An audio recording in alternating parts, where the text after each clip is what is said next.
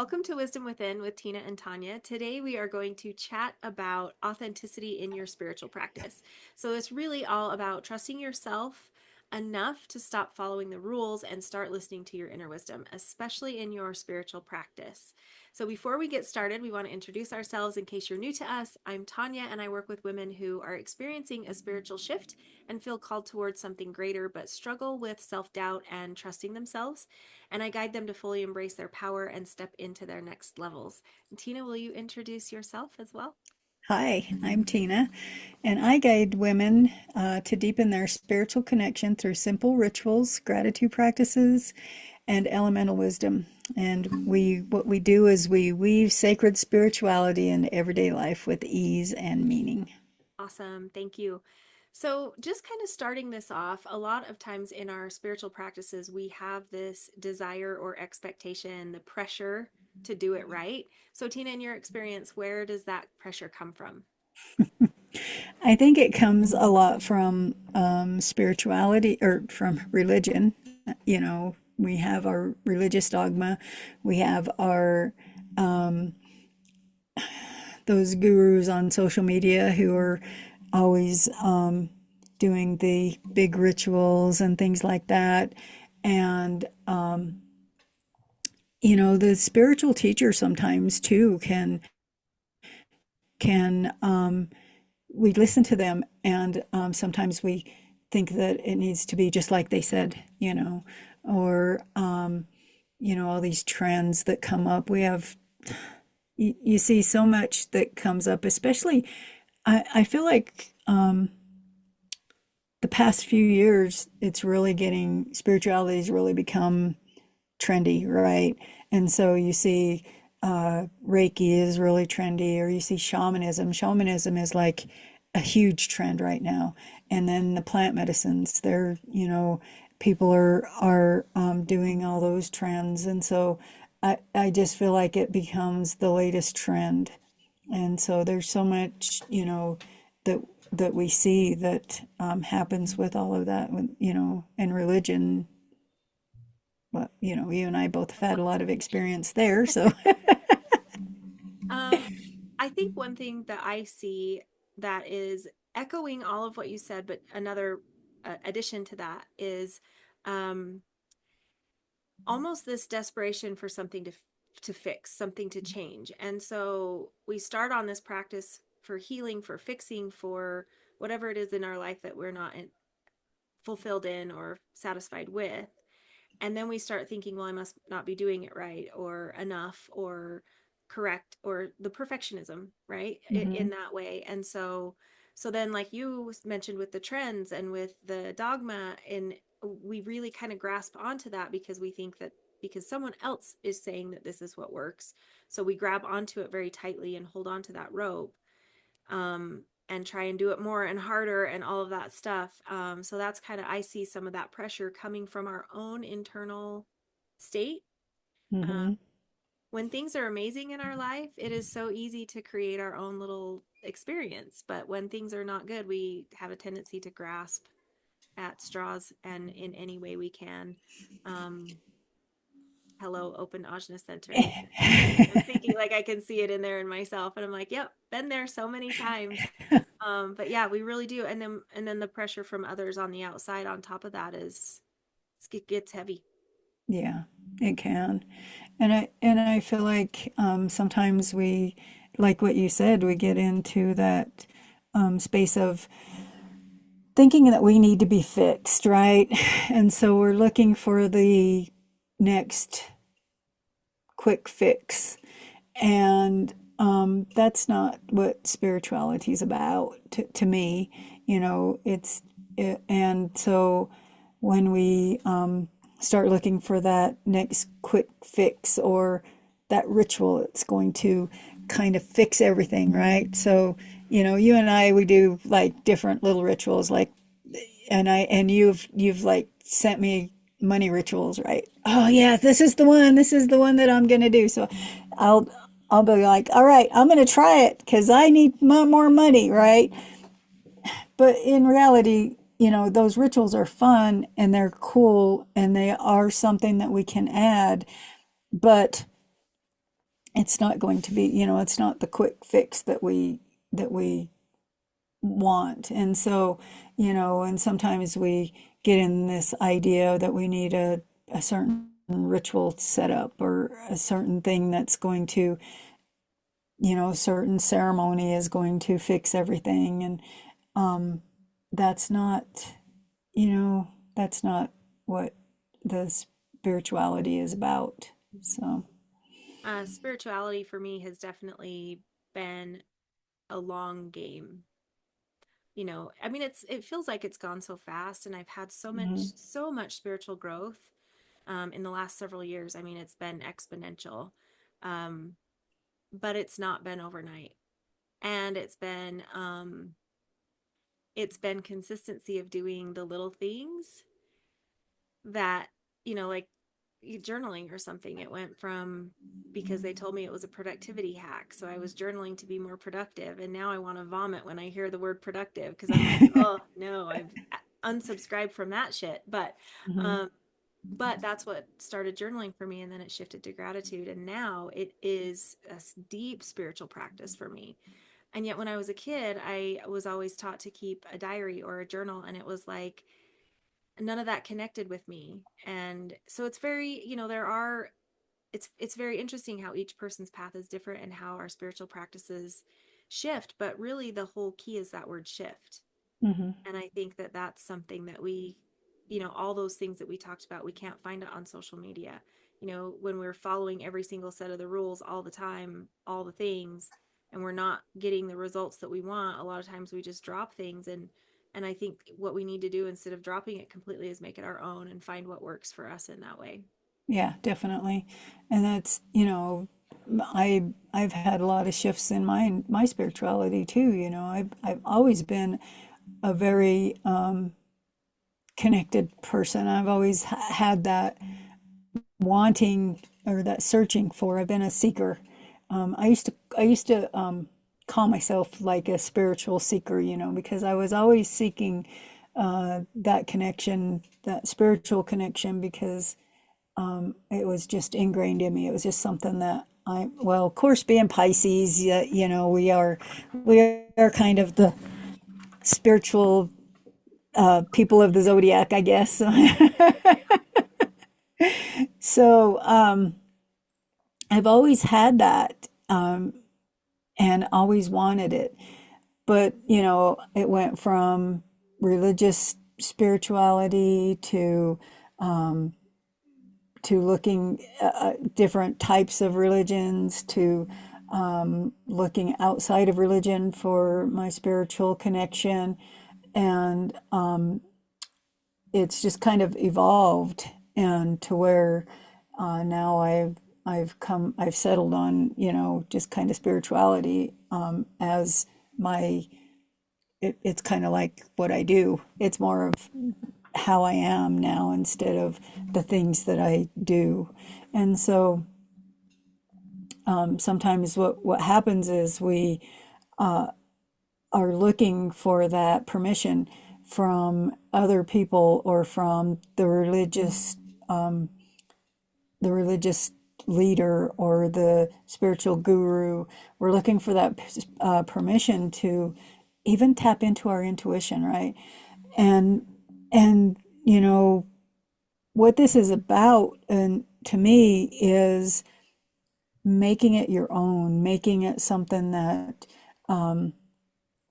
feels right to you and is what is, you know, intuitively what is right for you, I guess is how I'm trying to say it. And that is tapping into your intuition, right? That's tapping into that inner wisdom that we talk about all the time. And when we're allowing ourselves to do that, then we're making it our own.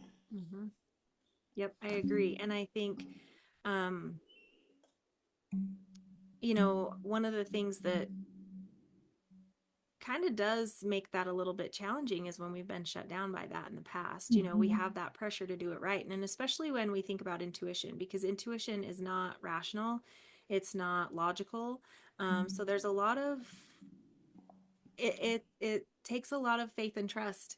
And so until we learn to really trust it and be super solid with our own intuition, um, we feel shaky. So we reach out to others, and it's almost like we're asking them for that permission. And when we're asking the wrong people, or who people are in the, not necessarily wrong in a bad way, but they have a very different belief or an expectation, and then they shut us down, or no, that's not right and here's why, then we that adds to the second guessing. Hmm. So not only are we not getting permission to be intuitive, but we're also not trusting our intuition even more strongly. And so that was one of the mistakes that I had made, many years ago, was very Me much too. that. And naturally we all do that. Like, that's not incorrect. It's not necessarily a mistake. It would my the mistake, and what I would love to have other people acknowledge, is it's not a mistake to feel uncertain. It's not a mistake to feel like you're not quite sure. It's not a mistake to feel like you're on shaky ground. And it's not a mistake to ask and, like, speak to your people that you trust. The challenge becomes when we're taking their authority over our own in that way, because that intuitive hit came to you. It is yours. And, even you and I, Tina, being on the same page in so many ways, Hmm. we might like, this might be my intuitive nudge and you might not get the same one, and that's okay. That doesn't make either of us right or wrong. It's that this is what was right for me in that moment, and you might have a different experience, and we both get to be right or wrong. I mean, who knows? Right. It's almost like looking for that permission from others to, yes, go ahead and make your own decisions, or yes, go ahead Yeah. and listen to your intuition, that where we get stuck. Yeah. And I see that so much in a lot of, in the work that we do, and even like in our Reiki trainings that we do, because we teach together, and I know we've both seen that, where people um, come into the Reiki training and worry so much about, am I doing this right? Am I doing this right? And that's one of the things that we try to teach in that class, is to, we're going to teach you the basics, but once you have those basics, take it and make it your own. And I love that you said the word authority, because that's what it is. It's our inner authority, right? It's connecting with that. It's allowing ourselves to be the authority in whatever it is that we are doing when it comes to our spirituality. I mean, it's in our life. We should be the authority of our life, right? But we're talking spirituality today. So, I love that word authority, and allowing ourselves to be the authority in our spirituality. And that word spiritual, I know for you it was a trigger for a long time, right? And it and I've actually had that a struggle with identifying as a spiritual person, because um it does have some connotation to it, right? It has some meanings that could um put us in certain groups or whatever, and so um but I love being able to tap into our own inner authority, and whether we call it spiritual, or we call it our connection, or we call it whatever, um then it is, it's what is right for us. Mm-hmm. I love that. And I definitely feel, I have a really, I feel it's interesting, because on one hand, with this whole authority topic, on one hand I'm like, don't tell me how to live my life. Yeah, And then on the other hand, I'm like, please tell me what to do. Please exactly. tell me how to think. Please tell me how to get there. And so what I love about that, though, is when I'm saying, please tell me what to do, or please tell me how to get there, what I'm really looking for is inspiration. I'm Hmm. really looking for, so, like, an idea or a thought or a perspective of someone else that lights something within me, that I can go, oh, that I like that.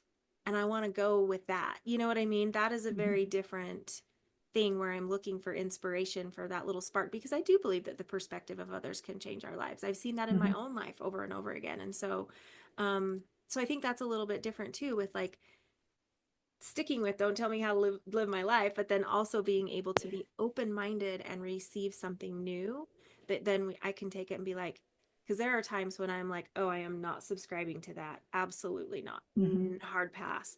And then there's other times where I'm like, ooh, I kind of like that. And Hmm. so really being discerning is part of that authority, right? Where I'm able to, like, literally, this is the sassy way I say it, is I'll decide, you know? But Yep. that's exactly what it is I'll decide what's inspirational for me. And I'll decide if that's something that I want to incorporate. So there's a little few phrases for those of you if you want to see a little insight into my mind. Yeah. No, I love that though. That is so cool. And I love the idea because yeah, sometimes that's what happens is, and that's how I look at it too, is like it's more inspiration. I'm looking at, like right now I'm taking some classes on shamanism, and I there's so much in there that I'm learning, but then there's also so much I already know, and then there's, you know, I'm I'm taking what works for me and using it in the way that works for me. So, and it gives me that inspiration. And so there's some things in there that I'm like, nah, that's not right for me. And there's some things in there that, oh yeah, I'm gonna work with that. I love it. So, on this whole topic of what works for us, like, what if we kind of look at why following someone else's blueprint or their expectations or their rule book, playbook doesn't work? What are some of the things that you've seen with that? So surface level spirituality. Sometimes what happens is we get caught in the show. We get caught in since it's such a trend and it's so, right now, I feel like it's trending way upward because there is so much going on in the world and we're all looking for that connection, I think. And I feel like we are looking for something, right?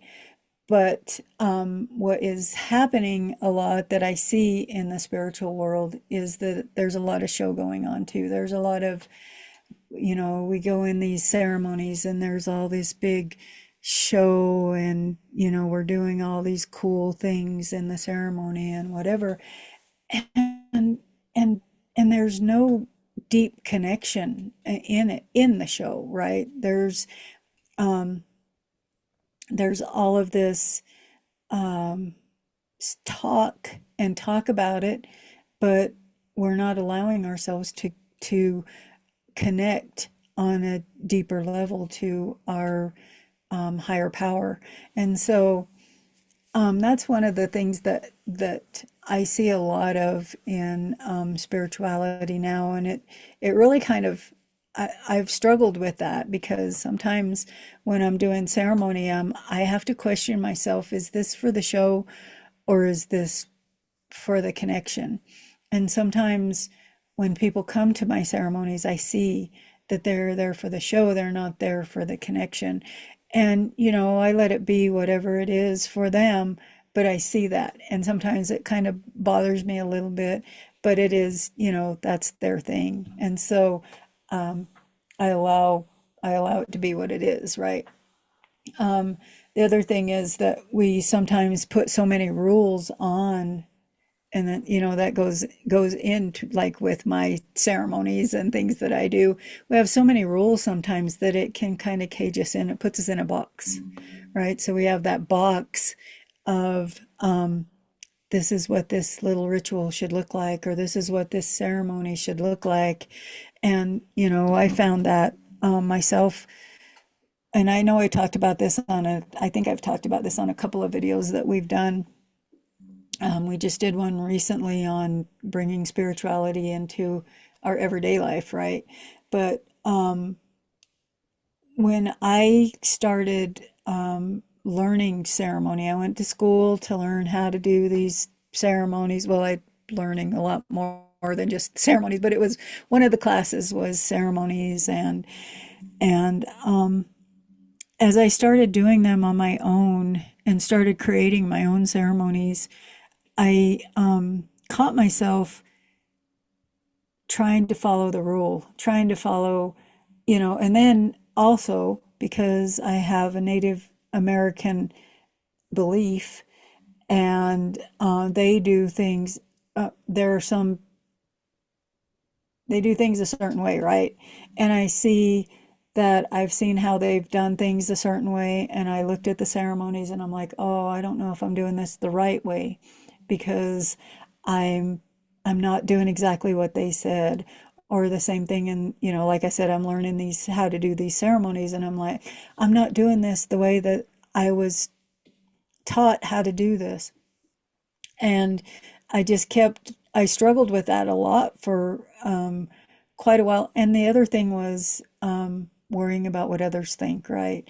So if I posted a picture of my ceremony on Facebook, what's everybody going to think? They're going to be like, "Oh, you're not doing that the right way." Or if I even mentioned it, in a video or whatever, I was scared that people were going to talk to tell me you're not doing it right. And what I found was when I sat with that, and I found that I was putting myself in the box. I was trying to follow all the rules of the Native American and of the spirituality that I learned in school, and of um, you know I don't know, the shamanism, whatever. I was trying to follow all these little rules and how to do those ceremonies and those rituals, that it really kind of stopped me for a while, and I just was like, I can't, I don't know if I'm doing it right.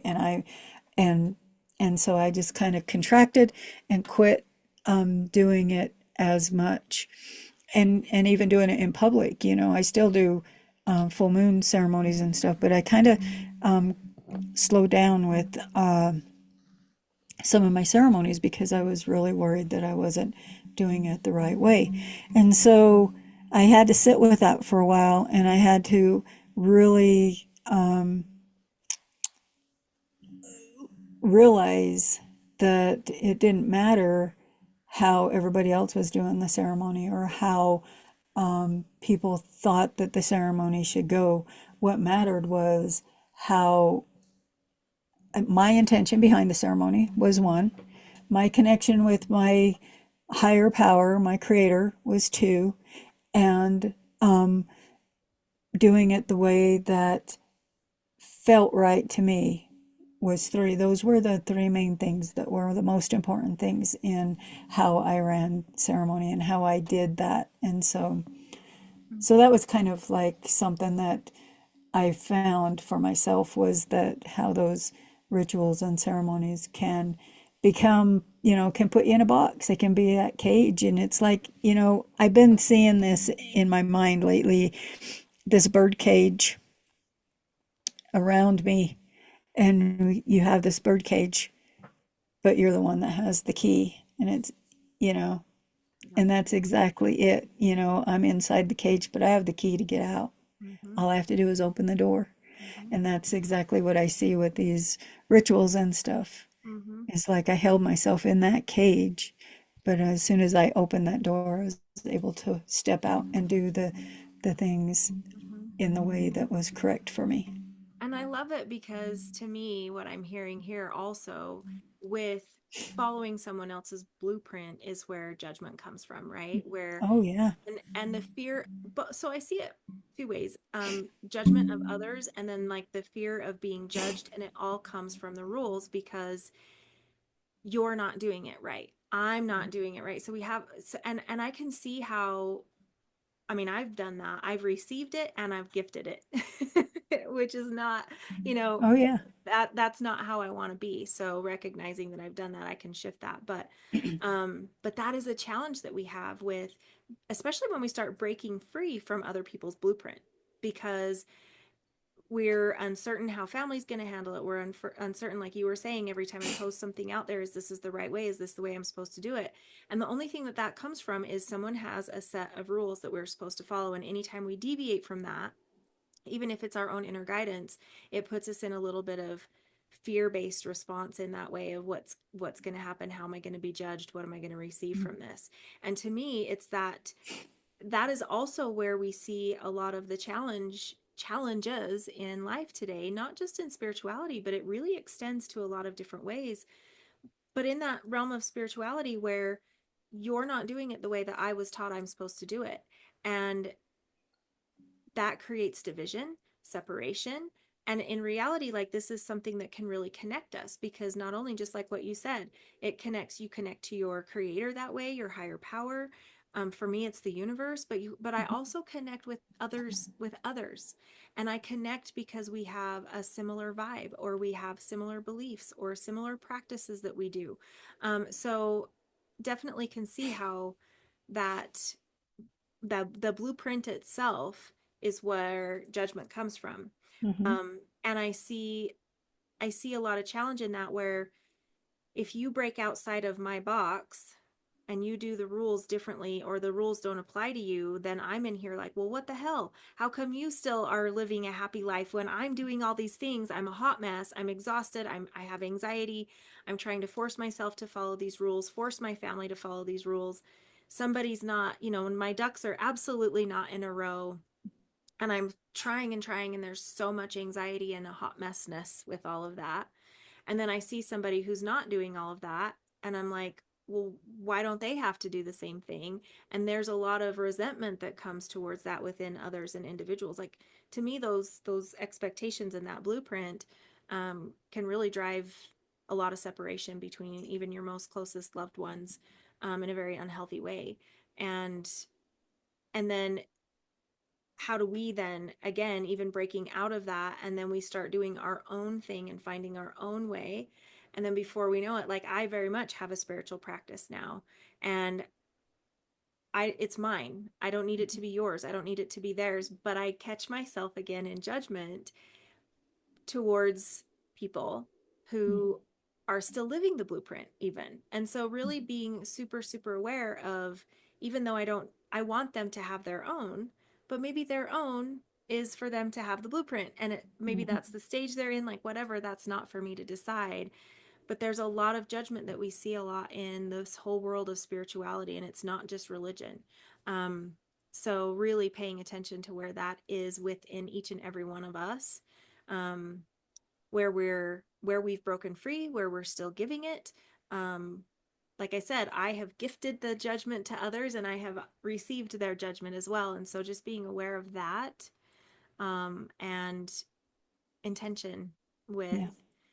okay, like you said, when you have people come to your circles who are there for the show, being able to like, this is their experience that they're going to be Hmm. having, um, and just kind of recognizing those things and letting go of that as well, um, is part of it. It's judgment and control combined in those Yeah. situations. Yeah. And I've caught myself. I told you earlier, I catch myself in judgment quite often. I'd be like, ah, or even labeling. People label. They put these labels on themselves as Reiki master, shaman, spiritual, um, you know, energy worker, all these labels, meditation teacher, yoga master, whatever. We have all these labels, and when we sometimes those labels can trigger, like for me, I know there are some labels that trigger me into that judgment. All of a sudden I'm like, I'm judging, and then I have to take a step back and be like, no, that is their experience, that is their thing. They can label themselves whatever they want to label themselves as, and that's not my choice, right? It's not, I have nothing to do with that.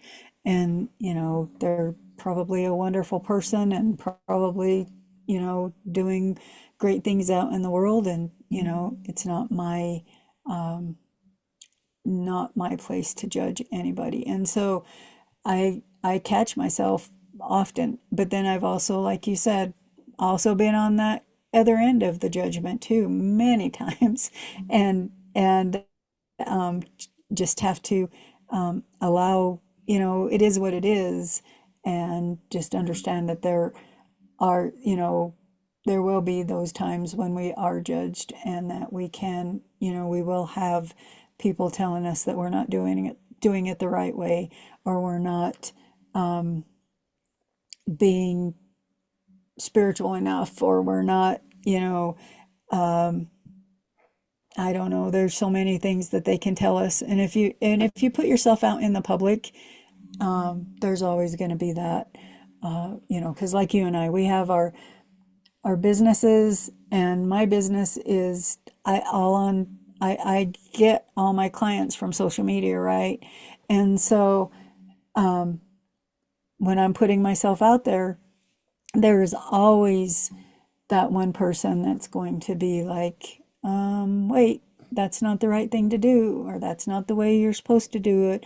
Or, I have family members that are like, oh, wait, you're following the devil here, or whatever, And so yeah, we do have all of those things that come up when we start to practice this, and especially when we start to practice it in our authentic self, in our and standing up and using our own discernment, and our own, making it our own, Mm-hmm. allowing that inner authority to come out. Mm-hmm. I agree. I love it. And I think, when we're talking about finding our own way and moving Hmm. in that direction of what is it for me, you really hit on a super awesome piece, which is the labels. Just like I love to say, don't put a rule on it, I also love don't put a label on it, Yeah. because that instantly puts you in a box. It's funny because I was thinking one day about, I was like, I'm not the typical Reiki master.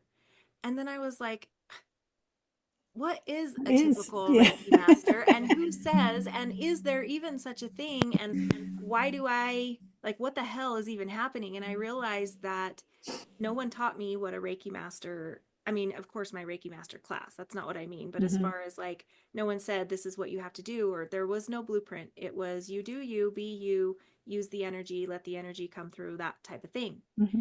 So I had created that in my mind of what a typical Reiki master looked like. And that is not me. And it's actually no one that I know. It's not saying there aren't people out there like that, but I was like, okay, so actually typical Reiki masters are everyday people with their own struggles, going through life experience, dealing with all of the things that we all deal with. They just happen to have a very close connection with Reiki and Hmm. teach others how to do the same. And it just really kind of hit me that here I was even trying to differentiate myself from the label, which is very true to me. And that's like, I'm like, whatever. But even in that way, and really allowing ourselves to, I mean, it's more of a title for me. It is a title for the trainings that I have been through, um, rather than an identity. Hmm. And I think that's where the labels come in that are very challenging, is when they become our identity, especially around this persona that we have created. And now I have to live up to that way. I think there's a lot of labels out there in the spiritual world. I mean, there's a gazillion in the religions, right? Like all the different religions each carry a label, and then within that, they each have one. But even within the spiritual world, um, even if you're not attaching it to a label, there's, or as far as like a religion, there's so many different words, and those words carry rules, they carry Hmm. expectations, they carry, if I'm an authentic energy worker, if I'm an authentic witch, if I'm an authentic medicine woman, if I, whatever those things are, as soon as we say I'm an authentic and then we add a label, we've actually lost our authenticity. Right. Because what we're saying is that this is how I identify, and this is all the things that goes in that, but I do it my way, which can be correct, but the do it my way means I'm actually none of those and all of those at the same time, Hmm. right? um I love not putting a label on it. I love not needing to label my spirituality. I have absolutely no idea what I would call myself right now. Hmm. And that's not out of fear or shame or um, judgment. I mean, I'm sure there's some of that depending on the label that I chose. But for me, it's like, well, I kind of am. I definitely have a witchy vibe. Hmm. Absolutely have a witchy vibe. And that one I connect with a lot. But there's a lot that I also don't. And so I really kind of look at, it's okay to not have defined, not have that certainty, um, and not have that like as an expectation of me to behave a certain way or do certain things. Taking, I love an elaborate ritual. I love an elaborate cord cutting.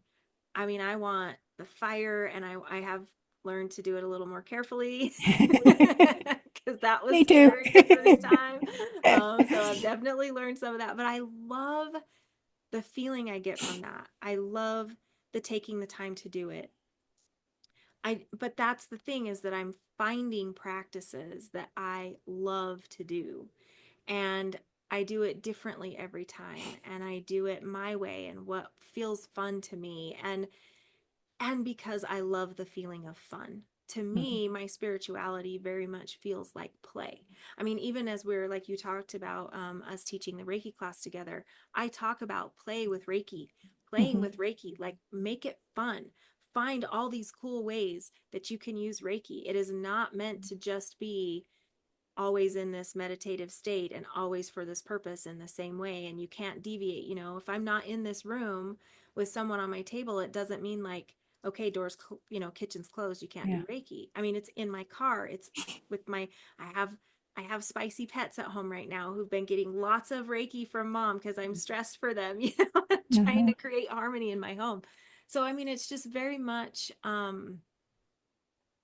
creating your own, and creating your own blueprint, but allowing flexibility and fluidity to be in that as well, is where the beauty in spirituality really comes forth, I feel. Yeah. I totally agree with that.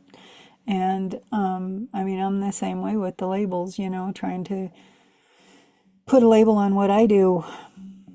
I mean, I know people see me a certain way, but it's like I can't you know, I can't even put a label on it because I do so many different things and do it in a different way. And even like with the Reiki master, yeah, it's a title, but that's it, you know.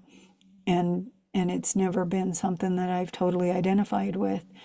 And so, yeah, I love that how you spoke about that and just trusting yourself and your own rhythm and how it shows up for you and how it's back again to that inner authority and just being allowing yourself to just let it be what it is, right? And I think along this isn't, I don't know that I would use the term label with this, but I don't have a better phrase right now. So sometimes we bring a label to spirituality with what we want it to do, the work we want it to Mm, create in our lives. mm-hmm, So maybe it's an assignment or an action, I don't know, but it is like, um, I do spirituality so that, right? mm-hmm. So it's almost like we're bringing this label into our spiritual practices because we want it to heal something. Of course we do. That's why we're here. That's what we're doing too, right? Yeah, But spirituality and healing are still very different things. They can be, spirituality can be very healing, and healing can open us up to spirituality. But when we sit down to, I love to do cord cuttings. Those are one of my favorite things to do. And even when I'm doing that for myself or my clients, it's not to heal or fix them. It is a very solid intention of boundary setting, essentially, is mm-hmm. what it is. It's a beautiful, fun way to set a solid ass boundary. Right? You know what I mean? It's like Gandalf and his staff when he's Yep, like, you you shall shall not not pass. pass. Yeah. And that's how much I like, that's what I love about that ritual. But if I'm doing it in a way that this is going to make my life all better, this is going to change everything in my world. This is like, it's more for me. I mean, I say that knowing that I have freezer spells of like, leave me alone. You know what I mean? There's like all kinds of stuff. But I really feel like it's important for us to not tie the outcome to our spirituality. That's what I'm trying to get at is, if meditation is one of my spiritual practices, that is because that is a spiritual practice. It is for me to connect with myself, with my higher power, with inspiration, intuition, whatever that. And some sessions are amazing and some are like, well, that was not helpful. Right. but I'm not coming to it with, okay, this is going to fix this. I'm not putting that pressure onto my practices to fix me or to heal this, or, even when I do self Reiki on myself every single morning, and I don't know what it's going to work on today. I do it because I want to be connected with the energy. I want that healing for myself. I am very much a practice what I preach person. And that is something that I can't say every single morning, but pretty damn close Hmm. because I love it. And it is something that I truly enjoy. And I play with it all the time, but I'm not doing it every day so that it fixes my life. I think it's very different. I'm doing it every day because I want to and I enjoy it and it's part of my practice. It's Yeah. subtle difference. It does shift, but it has not necessarily given me all sunshine and rainbows. And Mhm. so I think sometimes we get in that, especially talking about the quick fix and the magic pill and all of that stuff and the trends. Oh, this is going to fix my life, so I'm going to go do it. If that's my intention for working with Reiki every single day, then I'm going to be very disappointed and I'm going to stop the practice very quickly because um, it hasn't been changing. I mean, it has changed my life, but I still have challenges in there. It's not like it's smooth sailing all the time. So, um, yeah, I just wanted to kind of point that out that when we're putting all of the weight of our life and the ways which we're not satisfied or unfulfilled in our life on the shoulders of our spiritual practices, then we're we're setting ourselves up for disappointment and failure in that Yeah. way, I feel. Yeah. I totally agree with that. I love that that you brought that up because it is definitely something. It is something that is going to help you to create a more connected life, right? So it's going to help you connect to your higher power in a different way, and it does if you are using it to, like what you said, if you're using that as a way of fixing whatever, then it's not. It makes it. I don't know. It diminishes the effects. But when we're using it as a way of, I mean, what it does for you is like amazing. Not when we have our spiritual practices or those practices that connect us to our higher power or to our creator or to whatever it is on a daily basis, we have that. It calms it just calms our nervous system. It calms our, I don't know, it just helps us to feel, for me, so for me, it helps me to feel calmer. It helps me to feel like, yeah, I can get through the shit that I'm going through right now or whatever, or it helps me to just, I, I don't know, I just feel more, I don't even know it just connected. That's all I can say. But like, cause I've been doing these practices of, I've talked about how my walk is a spiritual practice and how I listen as I'm walking or I'm talking to the animals or the birds or the trees, whatever, as I'm walking, and that's a spiritual practice to me. But I also do very intentional practices of opening sacred space in the mornings, which is just praying to the four directions, and talking to Creator in the morning, and sometimes drumming in the mornings. And those are just intentional practices that I do every day that really help me to just be, I don't know, it just calms me down, just helps me to be more, helps my nervous system to be in a better place. But it also just really, and there's little rituals that I do with it, like I have candles, and we've talked about this. I've been journaling with the candles. Well, now I'm taking it to another level where I'm writing my intentions in the candles and I'm burning the candles with those intentions in them, and so I have those different practices that that I absolutely love, but it's not what I'm looking as at to heal me, right? I'm using it to help with the other things I'm doing to heal, which is, I'm using meditation, I'm using eating, I'm using walking, to help heal those things that are going on. So I think it can be a good practice to help, but I don't think it's something that you, like what you said, putting that all the weight on that one thing. So, And I love letting it be fluid, mm-hmm, allowing yourself to have some flow, mm-hmm, because you know, when you have a solid morning routine and then you miss it a day, it's okay. It's okay. Just allow it. And it's not that that is the only way to connect. It's fun. mm-hmm, And when it's no longer fun, then it's time to switch it up a little bit. And I think that's important because I know I didn't grow up ever thinking that spirituality or religion or the beliefs or the practices were to be fun. mm-hmm, And yet they can be. And but if it's something that feels unfun, that's a sign to me that it's maybe not the day to do that practice, or maybe it's time to move beyond or to shift things a little bit. And I think that that is part of finding our own way. Is okay, how do I want to shift this? Do I want to start carving into the candles just to yeah, add a little something to it, or do I need to shift and do something totally differently? That's where it's really about. That's where it's so mm-hmm, personalized. This is where it really becomes our own. Is how do I want to do this, or do I want to ditch this altogether? Is this a practice that maybe I've outgrown?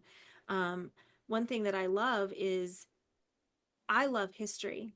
I mean, I was a history nerd in college. I still am to this day. I have such a love for history, and I love learning from the past. I love bringing some of those practices to the future.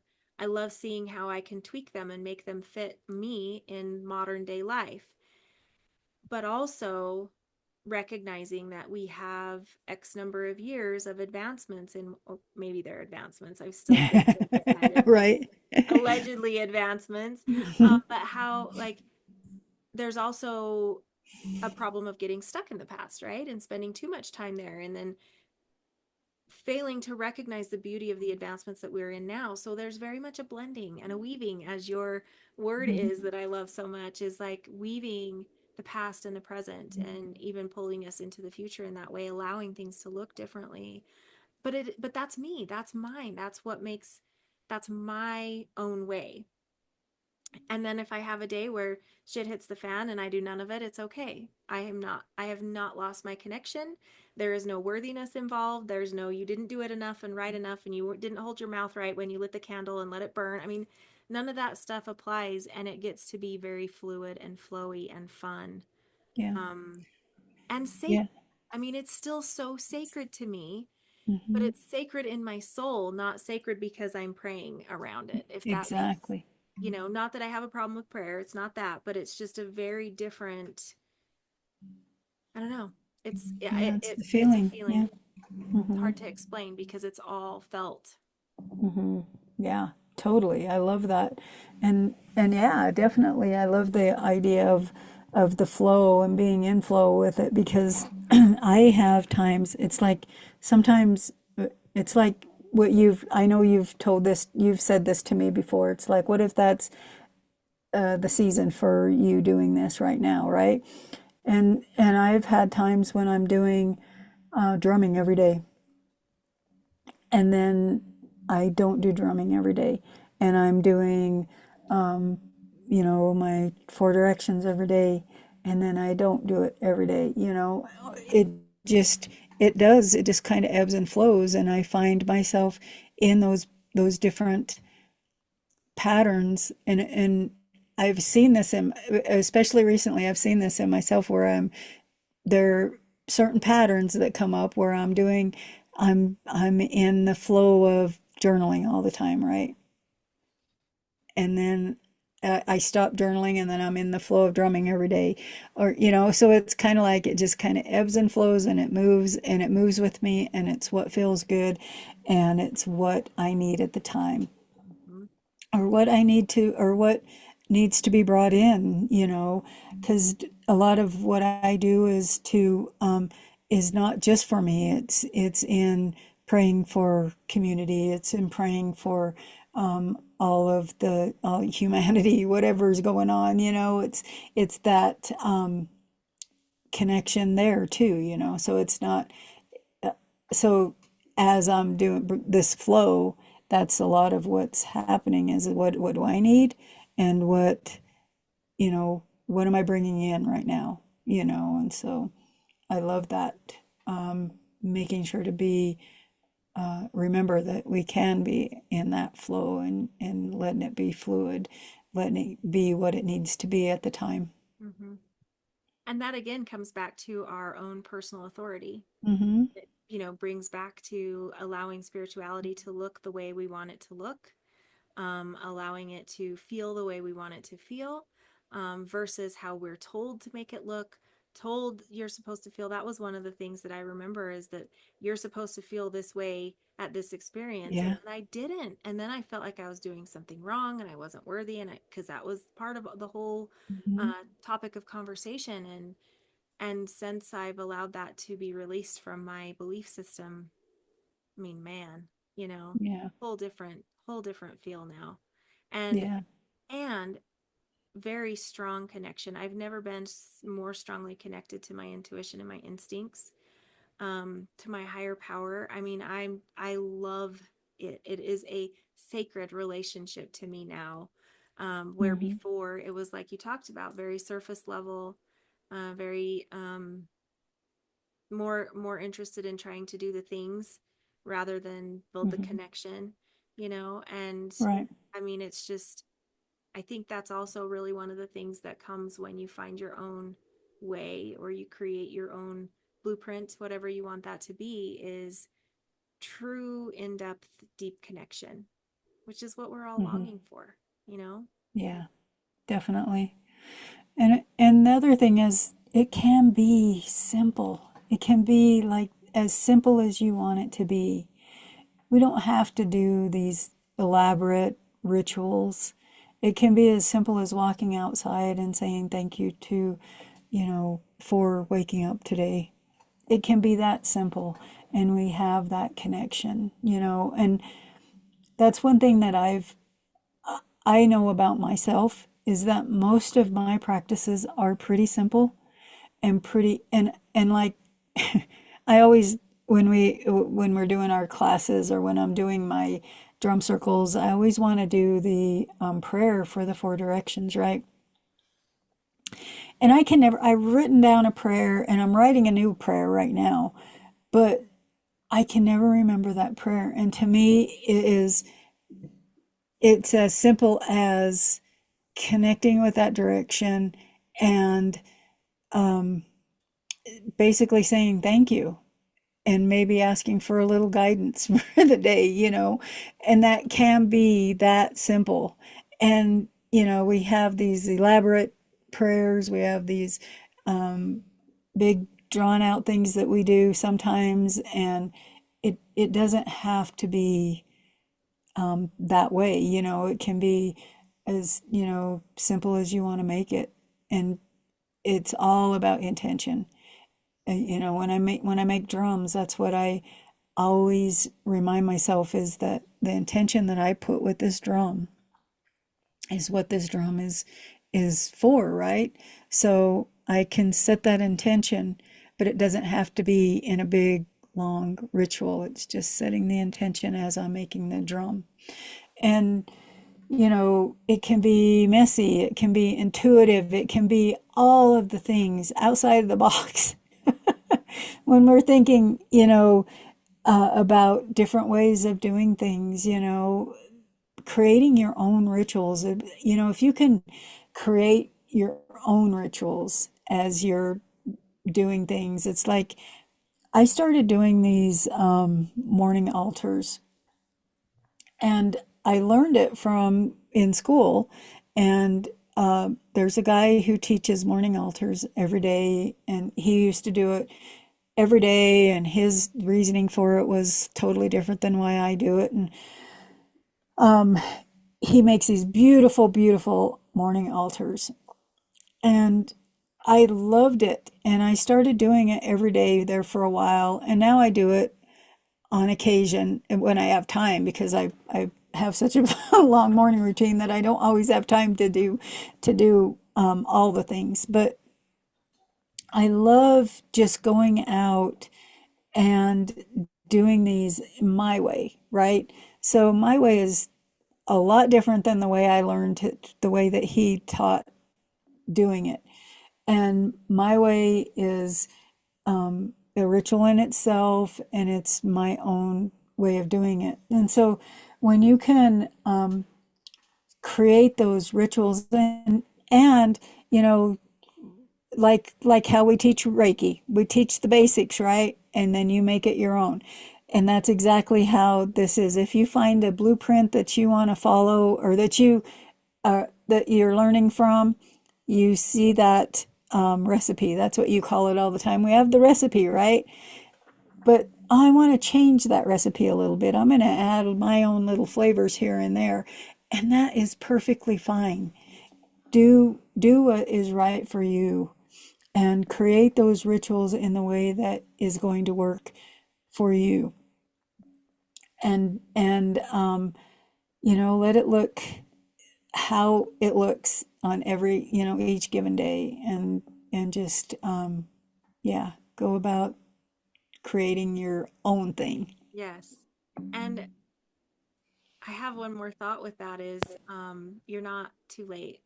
You're not running out of time. You're exactly where you need to be. The time is exactly as it should be. You're not, um, I should be further along than I am. None of that stuff applies here because this is your own spirituality. You get to start wherever you start. You get to start over as many times as you need. There's no right or wrong way. And even thinking like, I don't have time to create my own ritual. Yeah, you do. Hmm. Yeah, you do. You don't have to have ritual equal time or time consuming. Right. It's part of what you're already doing. You can have a conversation with your higher power while you're doing the dishes or cleaning your house. And, it can be so simple, and it can be on top of things you're doing. There's so many ways you can incorporate it into your life. So don't, don't put yourself in that space of thinking, I don't have time, because that is pulling you back into, I have to do it a certain way. And so it's like, what is Mhm. one thing I could do today to connect with my power, whatever that might be for you, my higher power, that source. But you're not, you don't need to be further along. There is no race. This is not competition. We have When we teach our Reiki classes, we've had some people who are quite a bit younger than us Yeah. in the class, and I'm so happy for them because I'm like, oh, what I wouldn't give to go back in time and Right. have Reiki when I was that age. I'm so grateful that they are in there when they're in there, and I'm okay with the fact that that I am the age that I am, doing the practices that I'm doing, because you haven't wasted time or Hmm. any of that. So if those are things that come up with you for you in all of this, just let that shit go, cuz that's no sense giving that any time or attention. Just letting it go, starting today. Whatever it is you want it to, it will be yours. So, Yeah, definitely. I mhm. totally agree with that. So is there anything else that you want to add as we kind of wrap up down here a little bit? Um, yeah, you don't need a guru, right? You don't need that person to tell you what to do. Trust your inner wisdom, trust that inner authority, and like what you said, it's never too late. And, you know, and yeah, maybe you do need some pointers, or maybe you need a teacher to help you with if you decide you need to be certified in something or whatever. Yeah, sometimes we do want those teachers, but always making sure that you make it your own. And learn those things, learn those like right now I've mentioned I'm taking a course in shamanism, and yeah, there's a lot of things that I've learned already, and there's things I'm learning, but making it your own is the key. And when we can start to take those little bits, those little pieces, and just, you know, put that puzzle together and make it our own, that's when the magic happens. That's when we are able to have that connection and that spiritual practice that is very fulfilling and very life. It can be life changing. Mhm. I love it. I love it. I love it. So, the invitation for you who are listening is to take one small step toward doing it your way. And I like to do that by starting with reflection, even looking at where are you still looking for approval in your spiritual path. Another one is what feels true for you, even if no one else gets it. And then a third would be what have you been afraid to do because it didn't look spiritual enough. So those reflections can all be a really great place to start or even enhance your practices and start doing things your way by taking some time to reflect on those prompts. Anything else that you want to add there, Tina? No, I think that's cool. Hey, awesome. We do have a Wisdom Within Toolkit. So we will have a link for that in the comments below that you can check it out if you're really wanting to take these practices that we've talked about over the last several months and kind of bringing some of them home, really helping you tap into that wisdom within. We've got a toolkit really to help you either get started or enhance what you're already doing. So definitely invite you to check that out. And then otherwise, we will see you soon. Yep. See ya. Thank you.